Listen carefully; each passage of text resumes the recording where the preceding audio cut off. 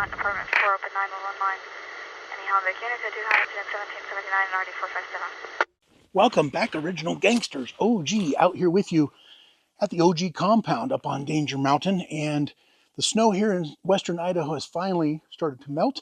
So I wanted to get out a video real quick about a knife that I think you guys are really going to like. Hey, if you're watching this on OG's Danger Show channel, do me a favor. Put it on pause right now. Click on this link right here or the link down in the description section and go over and watch this exact same review over on OG's Danger Mountain. It's a channel I started a little over a year ago, and I've put one other knife review up over there. I haven't done anything with the channel. So if you guys will help me get some more view time over there on OG's Danger Mountain, it's going to be my channel for everything non-firearms related. And I don't know, I just think it'll be fun to do some things that I don't have to worry about monetization and getting strikes and restrictions and all that kind of stuff. So if you guys will do me a favor, press pause, press the thumbs up button, and go over and watch this on OG's Danger Mountain, and we'll see you over there in just a second. Now, first of all, I'm not a guy who should be reviewing knives. I don't know the first thing about knife nerdiness, the metallurgy, what steels are best, and what Rockwell hardnesses are best. I know just enough to get myself in trouble. But I met the Almar guys from Almar Knives at SHOT Show 2025 in Las Vegas exactly 3 months ago. They've probably been wondering where I've been with their knife that they gave me to review, but I've been carrying this thing and I wanted to carry it for 3 months. Today marks exactly 3 months. I hate watching knife reviews where a guy's owned a knife for all of a week and he gives you his opinion on just how tough it is, but in actuality, he hasn't really used it and abused it. I've been carrying this knife every single place I've been, every day, in my pocket for 3 months. And this has been the only knife I've used. This thing, 3 months, is still sharp as hell. And I don't know exactly why it's sharp as hell. I religiously sharpen my knives, usually about once a week or anytime I'm going to carry a different knife from my knife collection. So far, this Almar knife has been crazy good knife to carry and nutty sharp. I can't even believe how sharp this thing is. While I was at SHOT Show in Las Vegas, I was talking to the Almar guys. There's every knife maker in the world at SHOT Show. It's not just guns and bullets. But I was intrigued by the Almar offerings. I stopped into their booth. I ended up talking with their marketing guy for, I don't know, 15 or 20 minutes. My cameraman cut his finger open real good. And at the end of it all, I ended up walking away with one of their knives. This one's called the 3.6-inch Combo SERE 2020 Night G. The 3.6 is obviously the blade length, 3.6 inches. The Combo SERE is a designator for the partially serrated, partially plain blade. This is kind of my favorite setup because you got a little bit of everything in your blades. But it's called the Night G because of this black nitride coating, and I thought this was one of the coolest knives they had in their booth. So when their marketing guy asked me what I would like to test, this is the one I picked out. Now, a lot of people are saying, Almar knives, aren't those cheapy gas station knives? You know, I had heard of Almar years ago, and I didn't really know that much about Almar knives. But this thing has been absolute sturdy little beast. So I'm really surprised at the quality. And here's the best part. The price on this thing. I'm going to save that for you for just a minute, but you're not going to believe the prices on these things compared to other knives that I own in my collection. Now, Almar is actually a dude. Almar is a Chinese dude. He's the son of Chinese immigrants. He was born in the United States. He enlisted in the Army during Vietnam, and he actually served in the Special Forces unit, and he actually volunteered for a Green Beret unit while in Vietnam. So the guy's done some pretty badass stuff. When he got back to the United States, he went to the Art Center in Pasadena and got his master's degree in industrial design.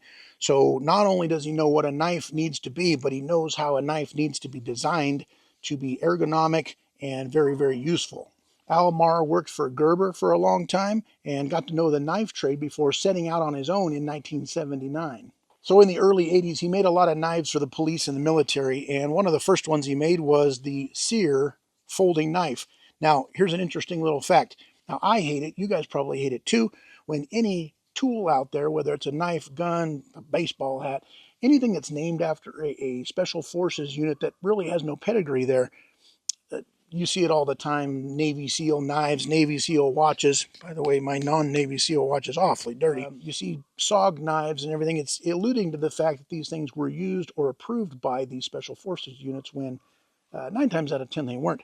Here's the cool thing. Not only did Almar actually serve in the Special Forces and the Green Beret before designing these knives, this was the first knife that was actually accepted for use in the SERE school in North Carolina, the actual survival, escape, resistance, and evasion school in North Carolina. So this thing's actually got some SERE pedigree and has served in the SERE school and can wear that name with honor, unlike some of those other rinky-dink knives. Now the combo SERE is 8.37 inches when fully open. When you close it up and you have just the handle, you're going to get a total length of 4.8 inches. As we mentioned before, the blade is 3.6 inches. And the steel here at the base of the blade is 0.15 inches thick. It has a very nice thick blade that tapers down at this, I don't even know what the name, I'm sure there's some technical name for this little tapering off here, but instead of a nice smooth transition, it actually drops into a finer point. And I found that this thing, let me introduce you to Turd Ferguson if you're new to the channel. Turd's appeared in quite a few videos. Turd's been cooped up in the house for, what, 5 months? About 5 months. Due to the snow, and he has not been able to get outside. So he's very, very excited to be out here in the wild chasing, I don't know what he chases, mice, rabbits? What do you do? Oh, you don't chase anything because you're a lazy sack of shit.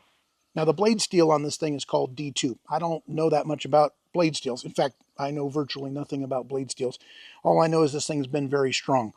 And as I mentioned before, it has kept an edge on here like I can't believe. So I haven't tried sharpening it yet. I haven't needed to sharpen this knife yet, but D2 steel, I don't know if that's related to R2D2 or what. Now they claim a Rockwell hardness of 58 to 60. And from what I've seen from other knives that I own, that's not very hard. That's what she said. But I'll tell you what, I haven't noticed any marks on this thing. I've been batoning this thing. I've been smacking it into rocks and fence posts and wire and all kinds of different materials. One of the things I like to do here is check to see how the liner lock in there is going to hold against that little barrel, whatever they call that little nut in there, the base of the blade. See if it's going to fold up on me ever when I'm using it under hard use. Now, of course, you'd never do anything with the spine of your knife like this, but I can bash this thing against wood. It's not going to collapse. It's not going to fold up. It's a nice, heavy, sturdy liner lock in there.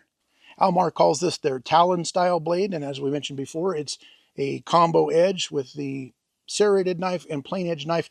These blades like this are a little bit harder to sharpen because you have to get a ceramic rod that'll fit down in those little serrations, but the front of it can be shaped up on any standard knife sharpening block whetstone. One of the things, speaking of the blade, that I really like about this knife, I'm a big fan of any knife that has some kind of assisted opening. That's why I'm a big fan of Spyderco knives. But a lot of my knives have this little shark's fin here on the back. When you're drawing it out of your pocket, as long as you're carrying it tip up, your finger is automatically placed right there on the little shark's fin, and with the spring assist opening in the combo SERE, the thing snaps open as if it was a switchblade.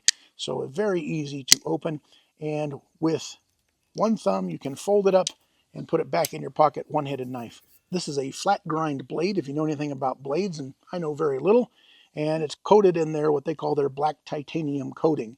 Again, I've been using this thing for 3 solid months, and I'm just starting to get a little tiny bit of wear into that black coating. Some pretty tough stuff. Now the handle on this thing is a thick little beast. It's a chunky boy. But that, when we have big hands, that actually makes it a nice knife to hold.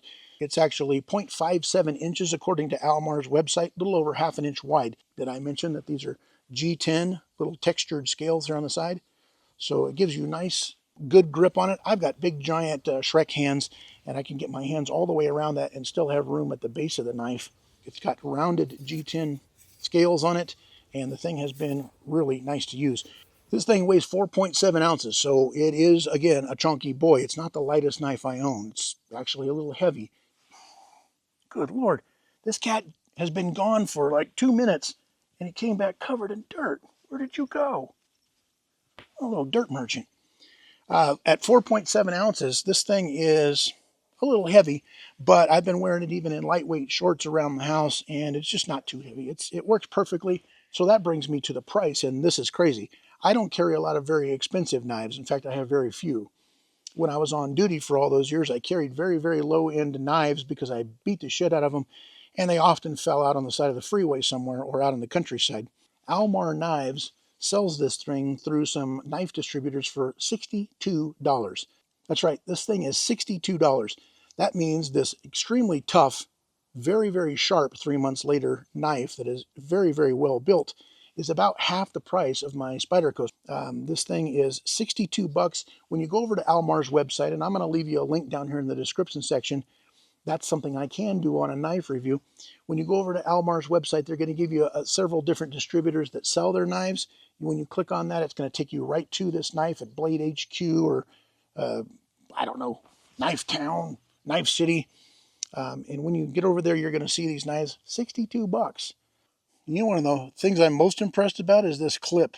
I tend to catch clips on every single door frame. This thing is still unbelievably strong right here. I don't know what they used, but none of my knives, doesn't matter if it's a Gerber knife, I've got Benchmade, I've got Spyderco, nothing has held this strong. I always, and I'm sure you guys do too, I always bend these things, catch them on a door frame or something, and bend this, and then you got to take the whole thing apart and bend it back together and bolt it on again. This thing has been riding with me, as you can tell from with the wear on the edges. It's been riding everywhere I go for 3 months. That is still the strongest clip of any of my inventory. Wow, good job there, Almar. 3 months later, this is still one of the strongest clips of any knife I've ever owned. It's a reversible clip, so you can spin it to the other side, but I like it just like it comes out of the box. It allows for tip-up carry in my pocket, which is pretty much the way these knives are designed to be used. So I've had the combo SERE out here, and today I filmed a bunch of different materials. It zipped right through pieces of plastic hose. I was really shocked at how sharp this blade is 3 months later. It's got little tiny micro nicks on it. It needs to be shaped up. But this thing 3 months later was able to zip right through a ball cap. I'm actually rather surprised at how sharp this thing is after 3 solid months of abusing it on every material known to mankind. I normally sharpen my knives religiously. I've left this thing alone, not sharpened it. Look at that, mate. OG finger wiggle cap. Just for me boys down under. Johnny, kind of surprised at how sharp this thing remains. This is the cardboard section of the bill of the cap. And I mean, that's a pretty clean cut. It's been able to cut right through HDMI cord. I was able to cut a tennis ball in half. Keeps your ears warm in the winter. That's thinking smarter, not harder. And one of the things I really liked about it is that it does not have a weak point. I've broken a lot of knives, broken the tips off, sometimes within minutes of owning them. And this thing, I've dug it into some wood and was doing some prying with it, and it was able to chip the wood just fine. No problem with that knife point whatsoever. Surprisingly, 3 months later, with no sharpening, I was able to zip through some twine and some different cordage with this thing. Again, the plain edge has been just a dream to get through. When I tried to get through some restraints, these are like zip ties, but they're made for capturing a dude and actually tying him up. The plain edge will not cut through that. It's a hardened, very toughened material. The plain edge would not get through that. It would just make a little mark on it. But the serrated side zipped right through. Pretty dang cool. Anyway, this has been OG's knife review. Tell me if you guys like this kind of thing. If you like it, I'm going to contact Almar. I'm going to get some more of these things to review here on the channel, and maybe I'll give some of these things away if we get a decent collection of knives. So let me know down in the comment section if you think I should do some more knife reviews, or if you think I should just stay in my lane, stick to the things I know about. Pretty much just bagpipes, exotic dancing, firearms. Not only do I have some other things in my inventory that I use all the time, but I plan on getting a hold of Almar and see if we can get some more knives sent out to test here on the channel. Really had a good time with this one. I think you guys will be very impressed. I love finding things on this channel that are tough as hell and still affordable for the average doughy middle-aged dad. So I think you guys are going to like it. Use the link down in the description. That's one thing I can do with knife reviews, is leave you a link to go straight to the site to buy one of these things. You can't do that with guns. So if you like this, give it a thumbs up. If you're not already a subscriber, you're new to OG's Danger Show and OG's Danger Mountain, click subscribe down below, especially if you're here on Danger Mountain. Click subscribe down below. I could use all the subscribers and watch hours that I can get. Anyway, that's about it for me. A storm is rolling in. I better pack up everything out here and bring this dirty ass cat back inside.